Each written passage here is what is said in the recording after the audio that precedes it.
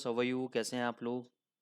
दोस्तों, आपने देखा कि यूरो यूएसडी के अंदर एक बहुत ही अच्छा फॉल आपको देखने को मिला, और जो कि एक इम्पॉर्टेंट सपोर्ट लेवल था। आप देखोगे यहाँ से पहले भी सपोर्ट लिया और उसी लेवल से सपोर्ट लिया 900 के लेवल से, और यहाँ से एक अच्छा खासा रिबाउंड देने की कोशिश कर रहा है, ऊपर जाने की कोशिश कर रहा है।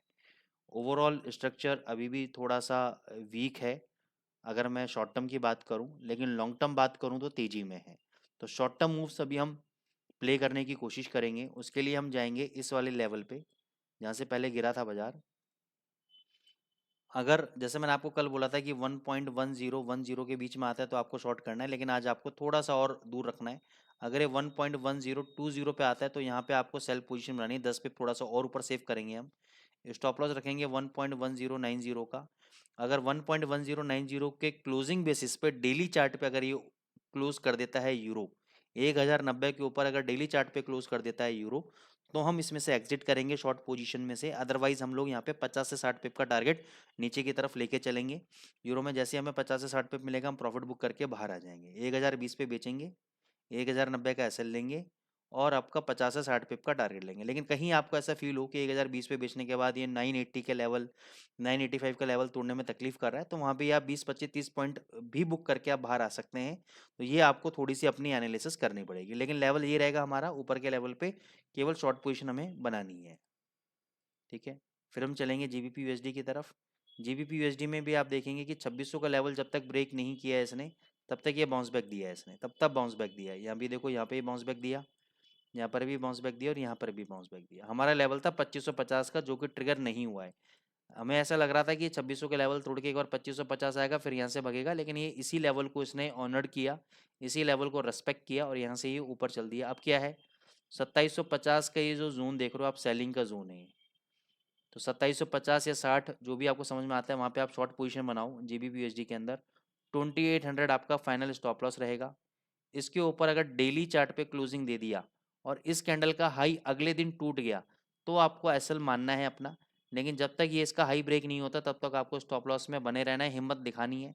हो सकता है जब कैंडल ऊपर क्लोज हो तो आपको लगेगा कि अब बचा ही क्या है, अब एसएल काटने के लिए बचा ही क्या है, अब तो एसएल जाएगा जाएगा। लेकिन कई बार नहीं होता, कई बार ऐसा होता है कि अगले दिन एक पिप नीचे खुलता है बाजार और यहीं से नीचे ही गिर जाता है।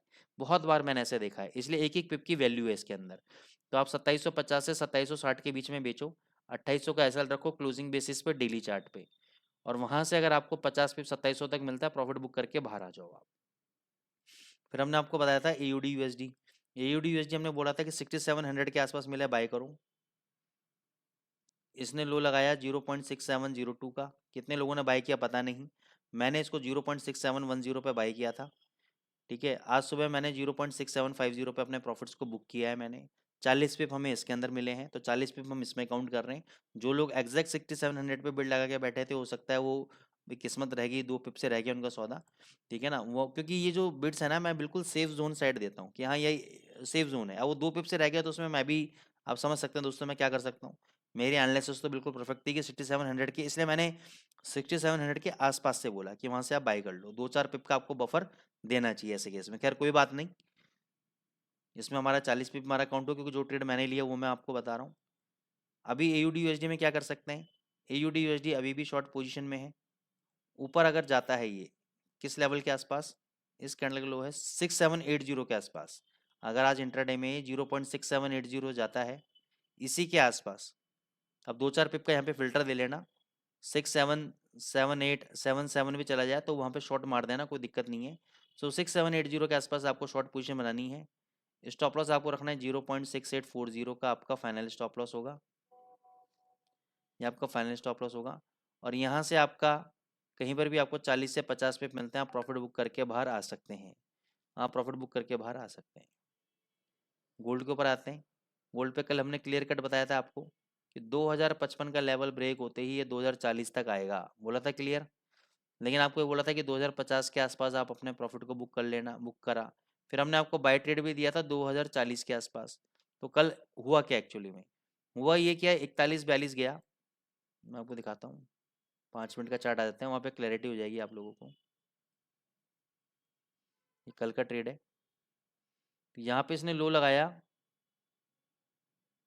2000, 41.88, और उसके बाद इसने हाई लगाया 2048 का। फिर इसने लो लगाया यहाँ पे 2031। तो इस प्रोसेस के अंदर जिनका 2040 पे बाई हुआ उनका एसएल हिट हो गया, उनका एसएल हिट हो गया। तो एसएल हमने दिया था 2035 का, तो 50 पॉइंट हमने कमाए, मतलब 50 पिप हमने कमाए और 50 पिप ही हमारा लॉस हो गया गोल्ड के अंदर। तो ये नल हो गया, नल एंड वॉइड, मतलब no profit no loss gold के अंदर। ठीक है। हालांकि उसके बाद हमने अपने मेंटरशिप के अंदर बहुत बार सेल कराया। 2032 पे मैंने बाई किया खुद, उसको 2038 में निकाला, जॉबिंग करी, बहुत अच्छी मूवमेंट थी कल।